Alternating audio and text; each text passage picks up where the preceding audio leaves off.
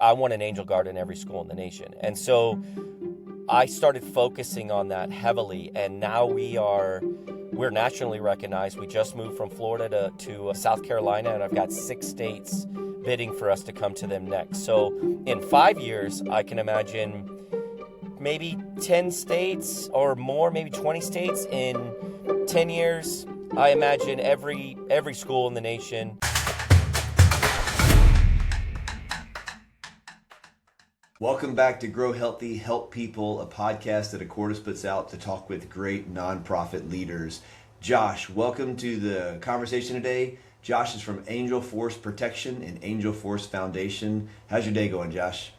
It's going great, man. It's a pleasure to be here, and thanks for this opportunity. Yeah, I'm in Tennessee right now, just south of Nashville. Where are you calling from?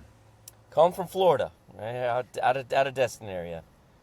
Looking behind you in your car there, that looks like Florida to me. Some pine trees back there and flat. Are you from that area originally, or did you move there after your military service?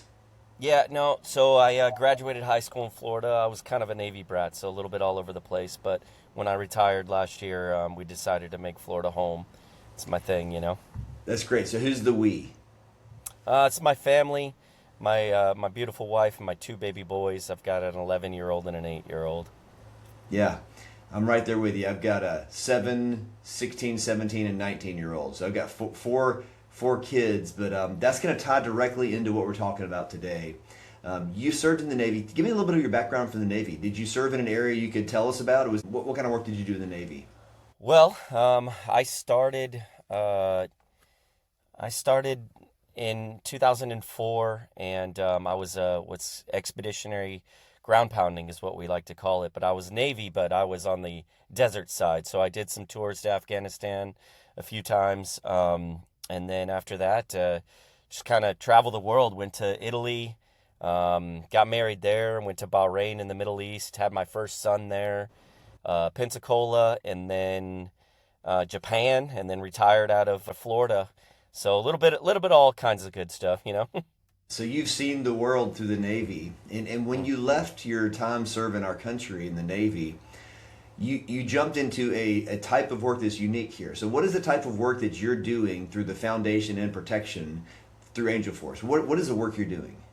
Yeah, so we protect children in schools that can't protect themselves. And I say we, Angel Force Protection puts vetted veterans that need a sense of purpose again after they get out of the service, and we pivot that and put them into these schools. So you take some world-class trained professionals who need their next gear in life, who are looking for their next thing, and you say, hey, you've been protecting ships, people, you've been protecting our country, let's shift that to K through 12-year-olds. Yeah, absolutely. We're in the private sector. We've got a couple of states right now bidding for us to come to them into the public sector. But I mean, ultimately, at one time, you know, these veterans, including myself, we signed the bottom line to protect the freedom of this country, and we did it blindly. So all I'm really asking these guys to do is sign another bottom line to protect the future of the country. The thing is they don't have to do it blindly. You know, we put them in the schools, and they do that. Some they just they do it. They love it. Fabulous. When you and I were growing up, we did not have headlines 40 years ago like we do today. Not even and close, the headlines man. are different today, and it's shocking and horrible. What was the driver to start Angel Force to care for kids in these schools that can't care for themselves or protect themselves? What was the driver? Sure. So I had to pick up my sons from school. They go to a private Christian school, and I was leaving work early to get them, and I was sitting outside in the car pickup lane, and there was some vagrants, homeless man that was trying to get into the school. Well, the school is shared by a church on the weekend. So during the week it's kids, in the school K to 12 or this school K to 6, Yeah. but then in the weekend it's a church. So the vagrant or the homeless assumed that because there was a bunch of cars sitting out there that there was a service going on and the church was open and available. So he was trying to get in. Well, he was a little inebriated to some extent, and I knew that because I was sitting right there.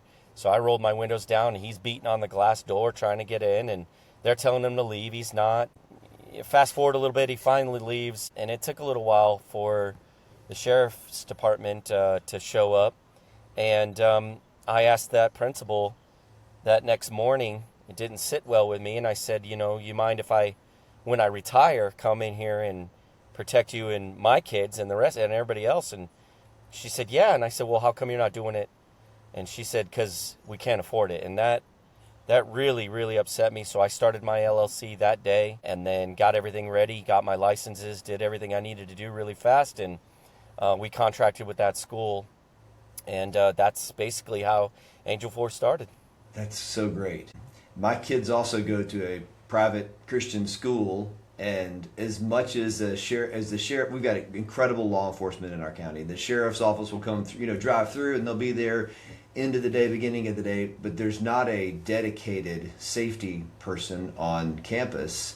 And as much as you can train a great football coach or a great math teacher, and you can do the kinds of trainings with all of the teachers in the school, there's a difference in someone whose only responsibility it is to protect, and who has millions of dollars invested in them of training through our military to be able to do that with right. excellence. That's right. So, I think the purpose is we need to put the police officers where they're supposed to be, and that's on the street. They're already undermanned, they're overutilized, and they're most of them are underpaid. But that's where they need to go. They were trained for that. Teachers, educators, their faculty members. Those teachers are very, very precious and very pinnacle to us, and they're absolutely needed to get our children educated properly. And if they're focused on carrying a weapon or worrying about obligations and things they shouldn't be worried about, then there's an issue there. And so we want to put them where they're supposed to be. And then of course our children, they shouldn't have to worry for a second about their safety within their own school, and that leads to the parents as well, dropping our kids off and letting them be at, ultimately, these schools, no training, with nothing, and then and assuming that they're gonna be protected. These days, like you said, it wasn't like this when we were kids. It is now. So let's make that change. So the people you have working with you, what do you call them? Do you call them security officers, or how do you refer to them? Yeah. So our whole vision is proactive protection, and we're proactive private protection, and then we're very exclusive to schools. We don't go to any other businesses or buildings or anything like that. We literally are only protecting kids. And so that's where our angel guards come into play, and we call them angel guards. And they are not angels themselves. I mean, they are, but they're not. They're actually guarding our angels. So we get away from that, the idea of protection,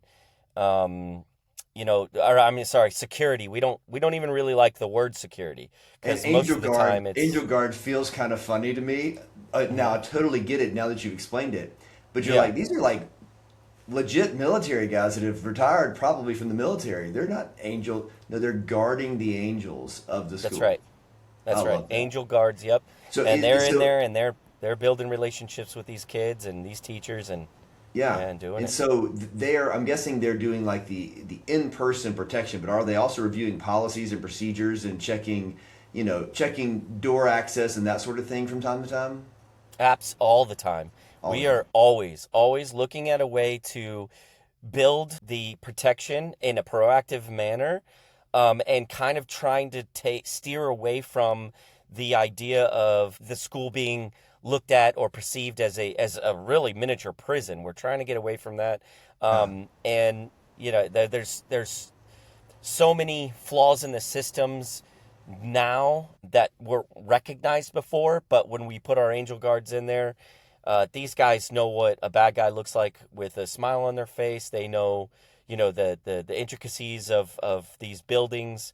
They're building relationships with these people in the school. So it really gives us an opportunity to take away a lot of the responsibilities for the teachers and the local law enforcement.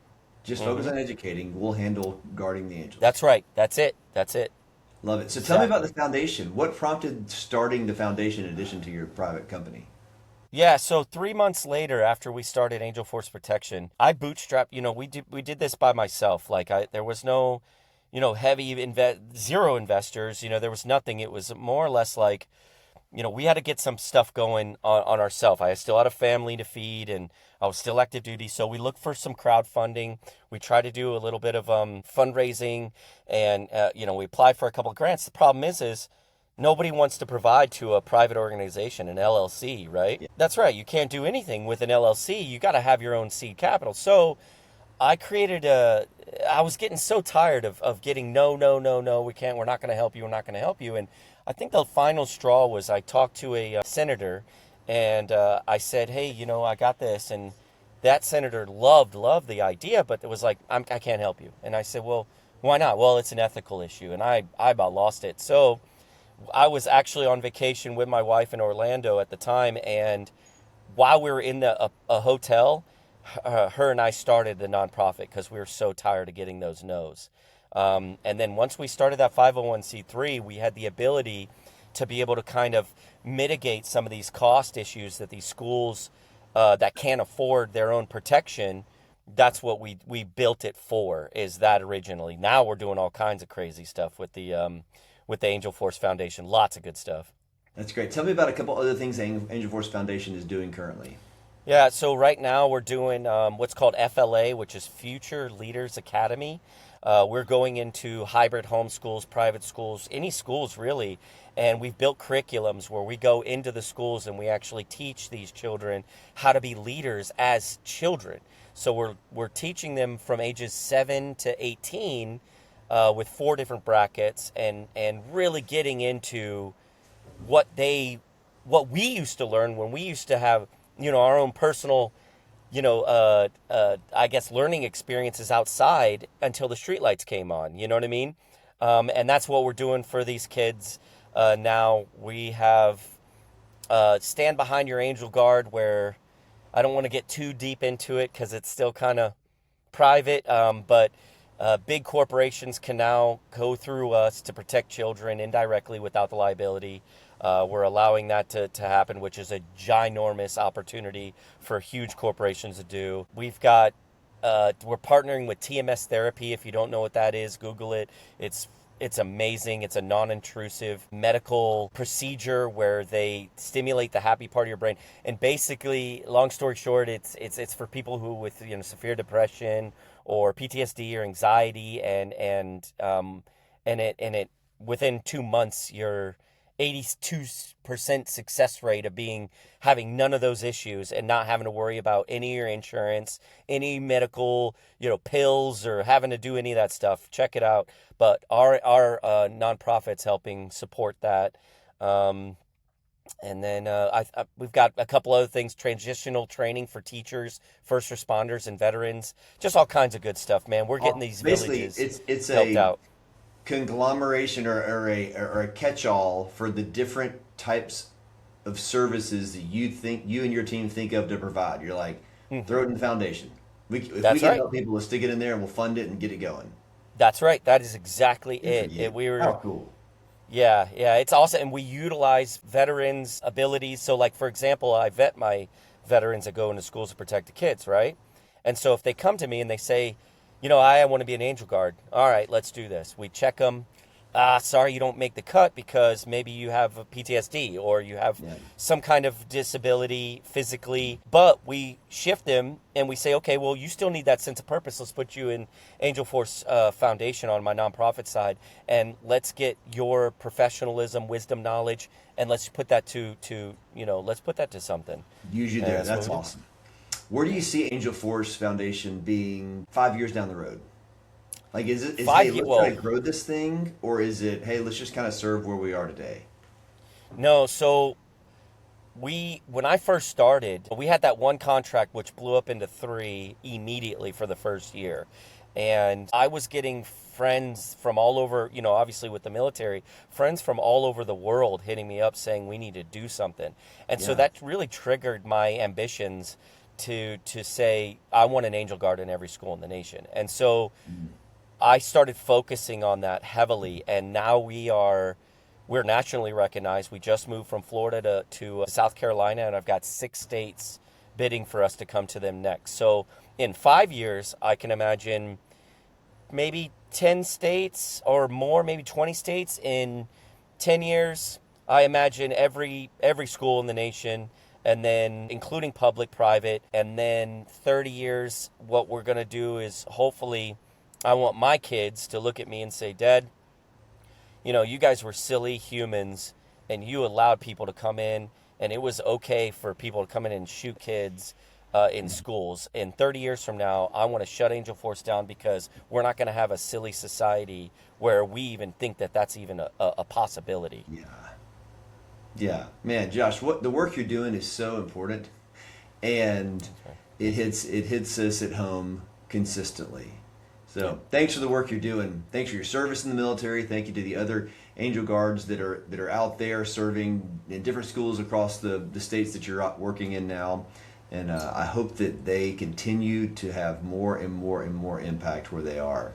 And just as a father, I'm thinking, man, how great to see that man or woman that is there guarding my kid every day, and thinking, this school cares for me, and I feel safe when I'm going to have a lunch meeting because somebody's there making sure my kids are safe.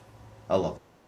As you're leading your nonprofit, Josh, I've told you this, and anybody watching the podcast, Accordis, our company, is a back office for nonprofits, and we really say, hey, you're good at the mission, let us do the office work. So anybody who's watching this, if you're running a nonprofit and you go, man, I love the mission, I hate the office work, hit us up. We'd love to talk with you. And Josh, we'll put at the end of this podcast the angelforcefoundation.org, which is where people can learn more about you or about the foundation, and even contact you or make a donation if they want to. Is that right?